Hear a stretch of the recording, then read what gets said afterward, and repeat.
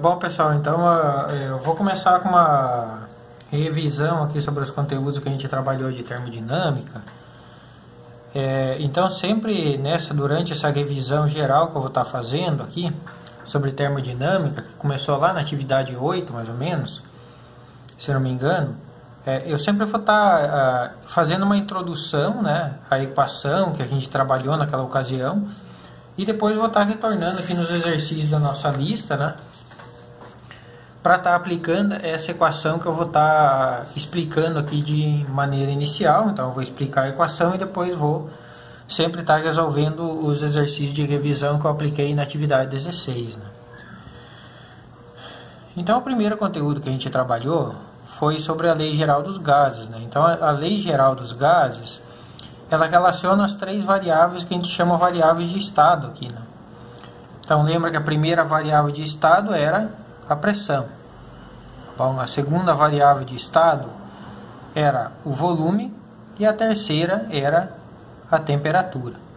Então, a Lei Geral dos Gases, ela sempre vai relacionar essas três variáveis de estado, sempre saindo de um estado que a gente chama o estado inicial do sistema e indo para um estado final. Tá bom?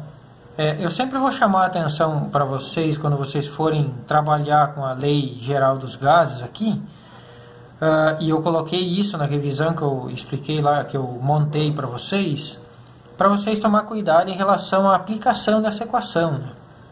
Então, por exemplo, assim, quando a atividade falar que o processo é isotérmico, um processo isotérmico significa que o processo é realizado a temperatura constante. Tá bom? Então, a gente sempre vai partir dessa equação inicial aqui, ó. PI vezes VI sobre TI igual a PF vezes VF sobre TF. Se eu falo que o processo é isotérmico, ou seja, se eu estou falando que a temperatura do processo ela não varia, isso que é um processo isotérmico, onde você não tem variação de temperatura, então significa que a temperatura inicial do sistema vai ser igual à temperatura final do sistema. Tá bom? Então, por exemplo, se a temperatura inicial do sistema aqui é 300 Kelvin, a temperatura final vai ser 300 Kelvin também. Então, eu ficaria com uma equação dessa maneira aqui, ó. PI vezes VI é igual sobre TI, que no caso seria 300, é igual a PF vezes VF dividido por 300. Então, esses dois valores aqui são iguais e eles vão se cancelar. Tá? Essa equação que eu tinha colocado aqui do lado dessa parte do gráfico aqui, eu acabei me precipitando, essa equação aqui está errada.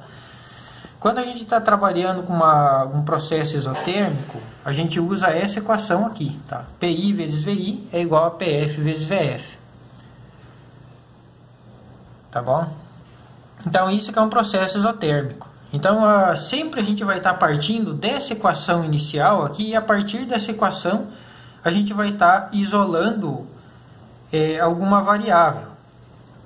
Um segundo processo que eu falei, que a gente trabalhou lá durante os nossos exercícios, foi a definição do que é um processo isobárico. Então, o processo isobárico ele ocorre a pressão constante. Tá bom? Isotérmica, a temperatura constante. Isobárico, a pressão constante. Tá? Então, mais uma vez, eu vou partir aqui da Lei Geral dos Gases. Vou colocar aqui embaixo para vocês, PI VI sobre TI é igual a PF vezes VF sobre TF. Se o processo é isobárico, significa que a temperatura do teu sistema, a pressão do teu sistema, ela não está variando. Então, significa que a pressão inicial do sistema é igual à pressão final. Então, por exemplo, assim, se a pressão inicial do sistema lá é 4 atm, então vou colocar aqui, PI igual a 4 vezes VI sobre TI é igual a PF, pressão inicial igual a pressão final. Então, aqui também seria 4 pressão final, vezes VF sobre TF. Estão vendo que esses dois termos aqui são iguais em ambos os lados da equação.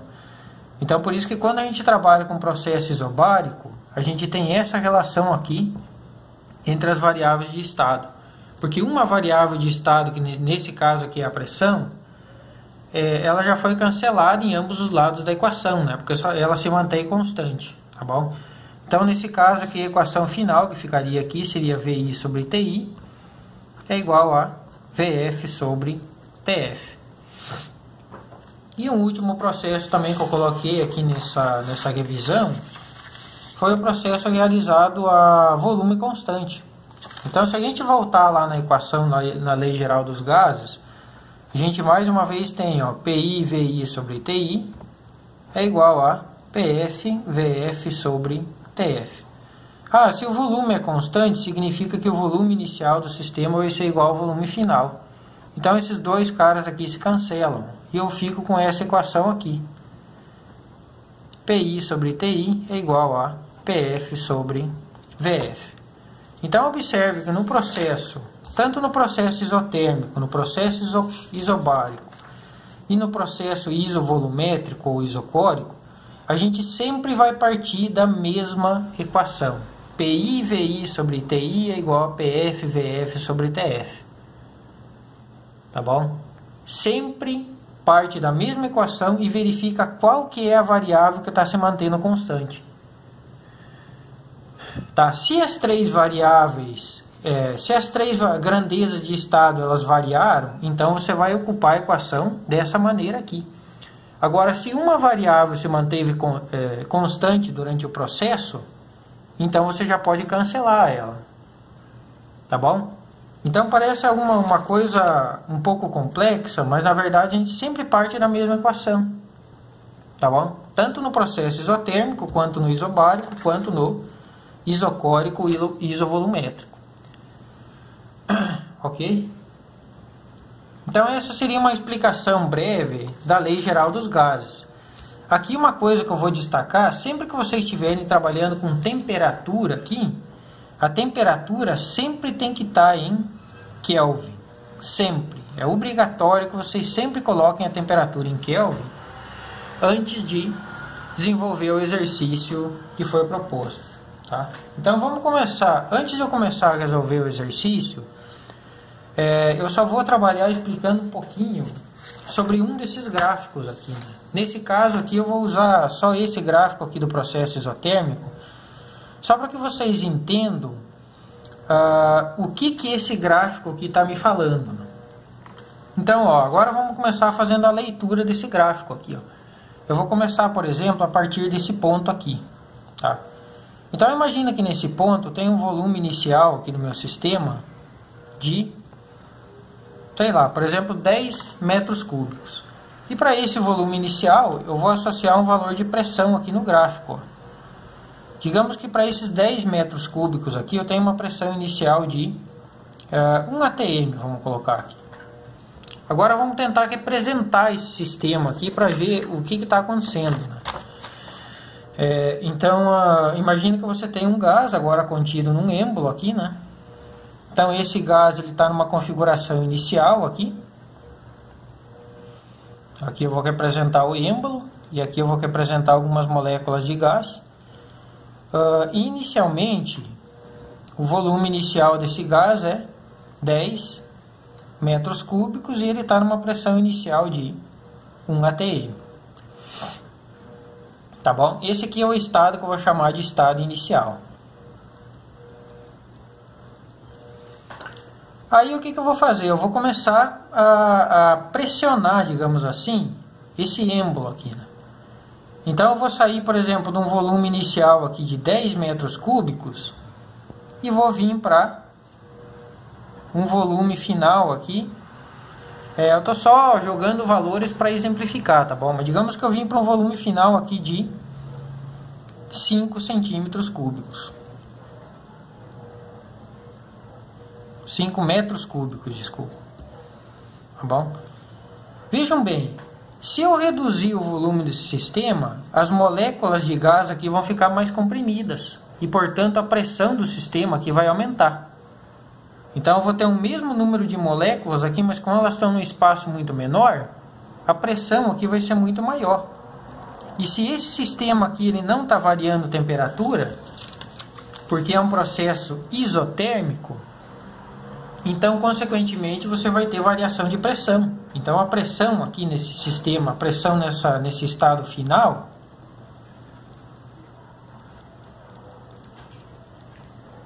vai ser muito maior que a pressão no estado inicial. tá bom? Inclusive a gente pode calcular usando essa relação aqui, ó. Eu tenho aqui, por exemplo, PI vezes VI é igual a PF vezes VF. Pressão inicial vale 1 aqui, o volume inicial vale 10, a pressão final seria a nossa variável multiplicada pelo volume final, que é 5. Então a pressão final aqui ficaria igual a 2 atms. Agora eu vou voltar com isso aqui lá no gráfico, ó. Vejam bem, ó, o que eu fiz desse processo, desse estado inicial para esse estado final? Eu reduzi o volume. Então, por exemplo, eu saí desse ponto aqui do gráfico que estava 10 metros cúbicos, um volume de 10 metros cúbicos, e vim para esse ponto aqui do gráfico que o volume era 5 metros cúbicos. O que vai acontecer com a pressão aqui, ó? Ela vai aumentar um pouco. Aqui não dá para verificar muito bem porque eu peguei um ponto muito próximo aqui. Mas a pressão ela aumenta aqui, ó. Se eu reduzisse ainda mais o volume desse sistema aqui, ó, viesse de 5 metros cúbicos, sei lá, para 2 metros cúbicos, a pressão ia aumentar ainda mais. Se eu viesse de 2 para 1 metro cúbico, a pressão ia ser ainda maior. Tá bom? Então é isso que esse gráfico aqui está falando. Esse gráfico P por V aqui, ele está expressando esse comportamento aqui. Tá bom? Então sempre que vocês identificam um tipo de gráfico desse aqui e vocês não entenderem, vocês podem tentar fazer essa associação para vocês conseguirem fazer a leitura do que esse comportamento está te dizendo. Então, por exemplo, aqui, ó, num processo isovolumétrico, ó, no processo isovolumétrico você não tem variação de volume, né?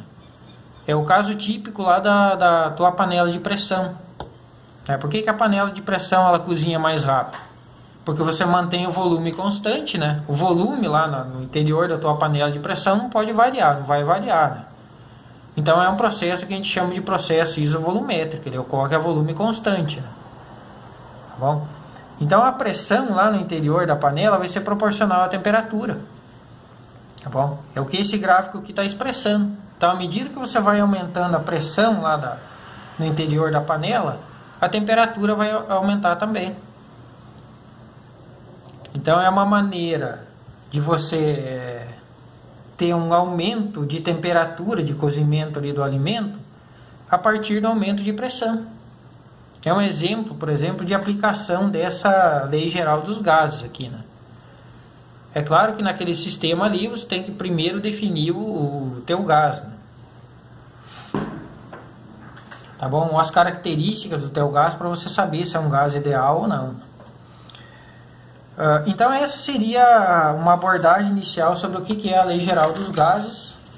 E a partir daqui então eu vou começar resolvendo o primeiro exemplo, né?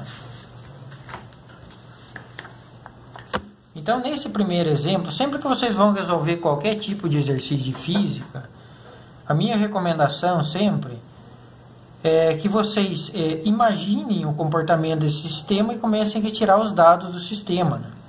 Então, quando eu começo a fazer a leitura do exercício aqui, ele fala assim, ó, você tem uma determinada massa gasosa confinada no recipiente de volume V igual a 6 litros. Então, eu desenhei a configuração inicial aqui do sistema. O volume inicial do sistema é 6 litros. Tá bom? E inicialmente, esse sistema aqui, esse gás, ele está a uma pressão inicial de 2,5 atm e a uma temperatura inicial de 27 graus Celsius. Eu já vou fazer a conversão direta aqui de temperatura, tá bom? Então lembra que para você converter uma temperatura que está em Celsius para Kelvin, você vem aqui e soma 273. Então a temperatura inicial do meu sistema aqui é 300 Kelvin. A gente tinha trabalhado muito isso aqui em sala, ó, né? Lembra daquela relação? C sobre 5 é igual a K menos 273 sobre 5. Né? Então 5 corta com 5 aqui. E a temperatura aqui em Kelvin, no caso, vai ser a temperatura em graus Celsius mais 273. Tá bom?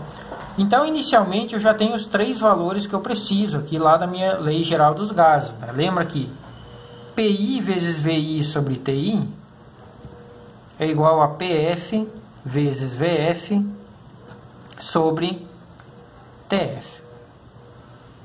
Ok? E aí o que que acontece? Numa segunda condição do estado inicial para o final, ele fala assim, ó. Quando a pressão é elevada em meio atm, então significa que a pressão saiu de 2,5 atm e foi para 3 atm. Ele aumentou em meio atm a pressão desse sistema. Ele identifica que teve uma contração no volume de 1,5 litros. Ora, se o volume inicial era 6 litros e teve uma contração de 1,5 litros, então o volume final vai ser 4,5 litros. E ele pergunta qual que vai ser a temperatura final aqui desse sistema. Tá bom? Então veja, eu estabeleci a condição inicial, estabeleci a condição final, né, que teve uma redução aqui do volume e um aumento aqui da pressão do sistema, e quero determinar a temperatura final. Então agora é só pegar esses valores aqui e jogar lá na equação, na lei geral dos gases. PI/VI sobre TI igual a PF/VF sobre TF. Nesse caso aqui não tem nenhuma variável constante. Eu tive variação tanto de pressão, quanto de volume, quanto de temperatura. Então nenhuma se cancela. Eu uso a lei como uma maneira geral. Tá bom? Então agora eu vou substituir esses dados aqui na equação. Pressão inicial vale 2,5. Volume inicial vale 6. Temperatura inicial vale 300 Kelvin. Pressão final vale 3, volume final vale 4,5 e a minha variável aqui é a temperatura final. Tá bom? Então, o segundo passo eu vou fazer esses produtos aqui. Primeiro eu vou pegar o 6 e multiplicar por 2,5 e depois o 3 por 4,5. Então, aqui 6 vezes 5, 30, vem o 3 aqui em cima, 2 vezes 6, 12, com 3 são 15. Dividido por 300 é igual a... Aqui 3 vezes 5, 15, vem 1. 3 vezes 4, 12, com 1, 13, dividido por TF. E para isolar TF aqui, né, eu tenho que fazer a multiplicação cruzada disso aqui, tá? Vou continuar a resolução aqui em cima. Então, 15 TF vai ser igual a 300 multiplicado por 13,5. Tá bom? Lembra que aqui eu posso cancelar um zero aqui com uma vírgula, vai ficar 30 vezes 135. Né? Então, 15 TF aqui vai ficar igual a 135 multiplicado por 3, aqui 3 vezes 5, 15, 3 vezes 3, 9, com 1, 10, 3 vezes 1, 3, com 1, 4. Né? Com o zero daqui, isso aqui vai ficar 4.050. Então a temperatura final aqui vai ficar igual a 4.050. Eu vou passar o 15 que está multiplicando aqui, dividindo para o outro lado da equação. Então TF aqui, fazendo a conta, vai ficar os seus, se não me engano, 270 Kelvin. 270 Kelvin. Essa temperatura final que vocês obtêm aqui sempre está em Kelvin, tá bom? Então, se você quer converter ela para graus Celsius, agora você tem que fazer o passo inverso aqui disso aqui, né? Tem que subtrair de 273. Quando vocês estiverem em dúvida, sempre lembra dessas equações que a gente trabalhou inicialmente aqui, ó. Então, a temperatura em graus Celsius aqui, ó, é a temperatura em Kelvin menos 273. Então, a temperatura em graus Celsius aqui vai ser a temperatura em Kelvin, que foi 270 menos 273. Isso aqui dá menos 3 graus Celsius. Portanto, a alternativa correta aqui é a letra E. Tá bom? Então, essa era a primeira atividade. Agora a gente vai lá para a segunda atividade. E na segunda atividade, a equação que vocês vão utilizar para resolver esse problema aqui é a equação de Clapeyron. Tá bom? Se vocês voltarem lá no resumo, na revisão, no resumo que eu fiz para vocês lá sobre termodinâmica, a equação de Clapeyron, ela é essa aqui, ó. Ela diz que pressão vezes volume é igual a PV é igual a nRT. Aqui o P é a pressão, o V é o volume, o N é o número de mols do sistema, o R é a constante dos gases e T é a temperatura, tá? Então essa equação de Clapeyron, ela relaciona aqui as variáveis que a gente chama variáveis de estado, né? Que é a pressão, o volume e temperatura, com o número de mols de um determinado gás. Então, por exemplo, se você sabe a pressão do sistema, o número de mols, a constante dos gases tem um valor fixo e sabe a temperatura do sistema, você consegue determinar, por exemplo, o volume dele. Que é isso que a gente vai fazer aí no exercício 2.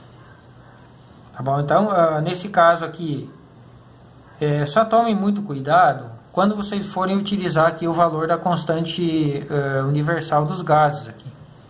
Tá bom? Se a pressão ela está escrita em foi dada em ATM, o volume foi dado em litro, vocês vão usar esse valor aqui para a constante dos gases, 0,082. Geralmente o valor mais comum, mais utilizado é esse 0,082 aqui, né? Tá bom? Agora, se a pressão é dada em pascal e o volume é dado em metro cúbico, vocês vão utilizar esse valor aqui para a constante dos gases, 8,31. Então, a única coisa que vocês têm que tomar cuidado quando vocês forem aplicar a equação de Clapeyron é verificar as unidades de pressão e volume, tá bom? Geralmente a pressão é dada em ATM e o volume em litro. Então, você usa esse valor aqui da constante dos gases. Mas, se a pressão for dada em pascal e o volume em metro cúbico, você tem que utilizar esse 8,31 como a constante dos gases. Tá bom? Então essa é a principal observação, né? Professor, como que aplica essa equação aqui, a equação de Clapeyron? A gente vai fazer esse exercício aqui, mostrando como é que se aplica essa equação, né? Então, nesse exercício aqui ele fala assim, ó, o pneu de um carro é calibrado a uma pressão de 30 bar. Então o cara foi lá no calibrador lá e calibrou o pneu com 30 bar. Esses 30 bar aqui, se a gente fizer a relação com a ATM, ele corresponde a uma pressão P de 2,4 ATM. Em um dia em que a temperatura ambiente era de 27 graus Celsius. Então lembra aqui, eu tenho que somar 273 com esse 27. Isso aqui dá 300 Kelvin. Utilizando-se o gás nitrogênio. Continuando o exercício, ele fala assim, ó, se o número de mols de nitrogênio utilizado para calibrar o pneu é 3,14 mols, significa que o N aqui vale 3,14 mols, assinale a alternativa que indica o volume do pneu em litros. Então vamos começar fazendo a aplicação desses valores aqui na equação de Clapeyron. Antes de aplicar os valores, eu tenho que saber qual constante dos gases que eu vou utilizar. Então, ó, a pressão está em ATM. Se a pressão está em ATM e eu quero obter um volume em litros, porque a resposta é dada em litros, eu vou usar essa constante dos gases aqui. Então, o R vale 0,082 ATM, litro, mol, vezes Kelvin. Ok? E agora eu vou aplicar esses valores aqui na equação. Então a pressão aqui vale 2,4 ATM. O volume é a minha variável. O número de mols é 3,14. Vou colocar aqui 3,14 mols, tá? A constante dos gases vale 0,082 ATM litro, mol vezes Kelvin, multiplicado aqui pela temperatura, que vale 300 Kelvin. Ficou meio pequeno aqui, mas eu acredito que dá para vocês acompanhar. Agora eu vou fazer o cancelamento de unidades, né? eu só vou fazer isso aqui para mostrar para vocês por que o volume aqui vai ficar em litro, tá bom? Então, ó, o Kelvin aqui, ó, da constante dos gases com o Kelvin aqui da temperatura que foi dado, eles vão se cancelar. Da mesma maneira que esse mol aqui vai cortar com esse. Da mesma maneira que esse ATM vai cortar com esse. Então, o que sobra de unidade aqui é só o litro. Então, a unidade final aqui vai ser dada em litros, tá bom? Então, aqui eu vou ter 2,4 multiplicado por V, que é igual a 3,14 multiplicado por 0,082 vezes 300. Aqui eu já vou fazer aquele deslocamento de vírgula, tá? Então, desloco uma vírgula, corta um zero, desloco uma vírgula, corta um zero. Vai ficar 8,2 aqui, multiplicado por 3. 2 vezes 3, 6, 3 vezes 8 dá 24. Então, isso aqui dá 24,6 e tem a unidade final aqui que é litros. Próximo passo é fazer esse produto aqui do 3,14 por 24,6 aqui, tá? Isso aqui eu vou fazer direto. Então, esse resultado aqui dá 77,24 litros. Então, 2,4V é igual a 77,24 litros. E agora eu vou isolar o V aqui, ó. Isolando o volume aqui, eu obtenho V igual a 77,24 litros dividido por 2,4. Então, se eu fizer essa divisão aqui por 2,4, eu obtenho aproximadamente 32,2 litros. Então, o volume do pneu lá vai ser 32,2 litros. Bom, então, a equação de Clapeyron, ela faz essa relação entre as variáveis de estado. Por exemplo, aqui eu tinha a pressão, eu tinha o número de mols do sistema, né? O número de mols sempre vai ser uma coisa fixa, uma coisa que você consegue calcular tranquilamente. E tinha a temperatura do sistema. Com essas três variáveis eu consegui descobrir qual que foi o volume de gás de nitrogênio que ele teve que inserir lá no pneu do carro dele. Tá bom? Agora vamos para o exercício 3, que é uma aplicação da Lei Geral dos Gases também.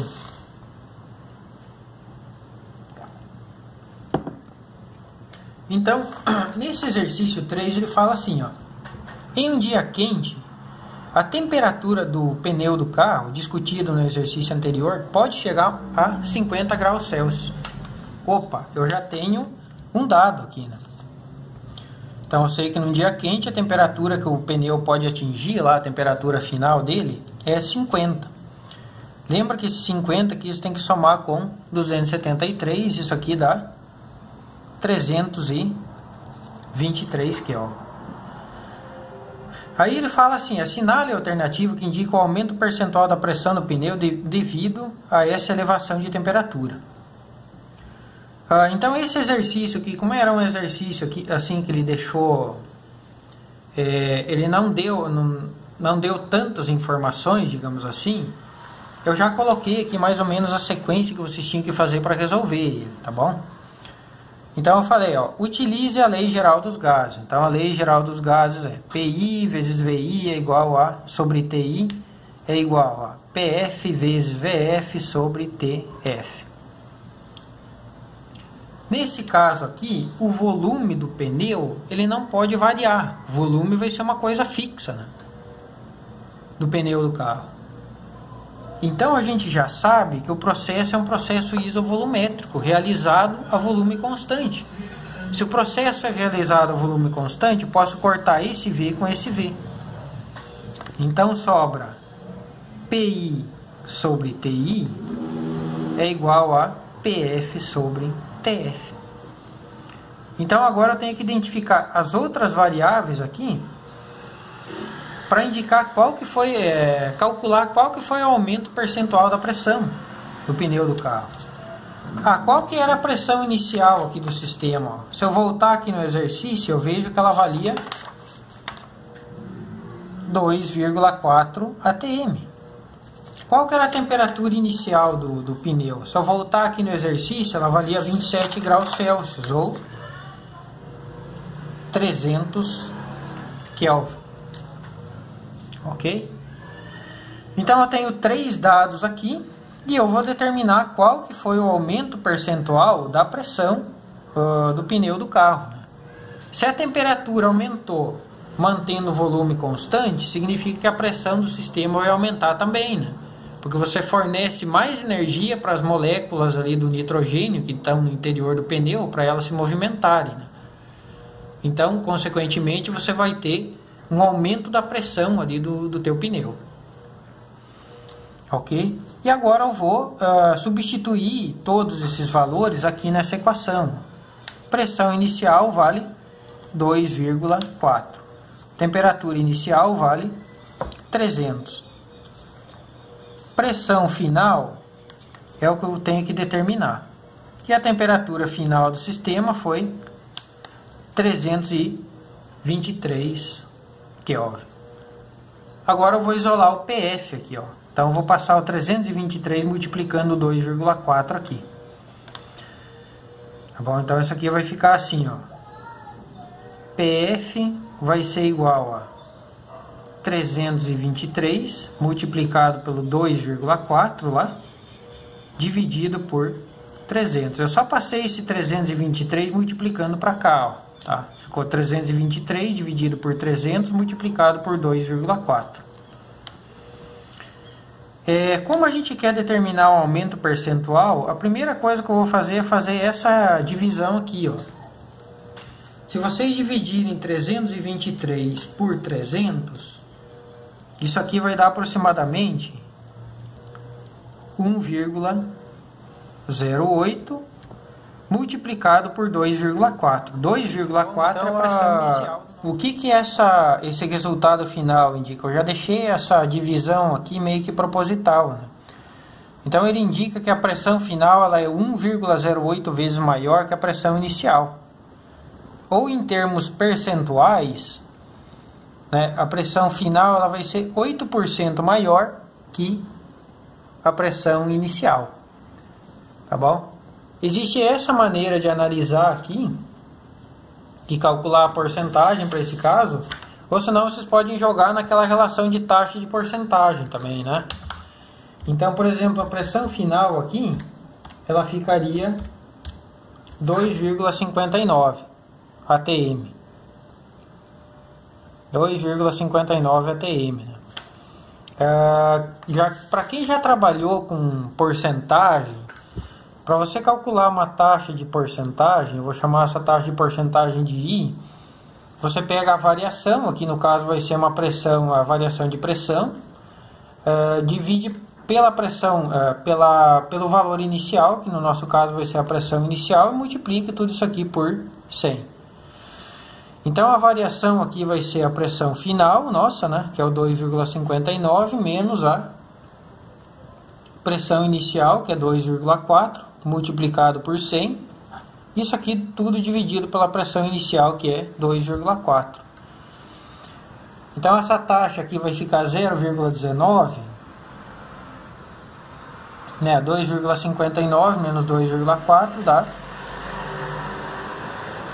0,19 multiplicado por 100 dividido por 2,4.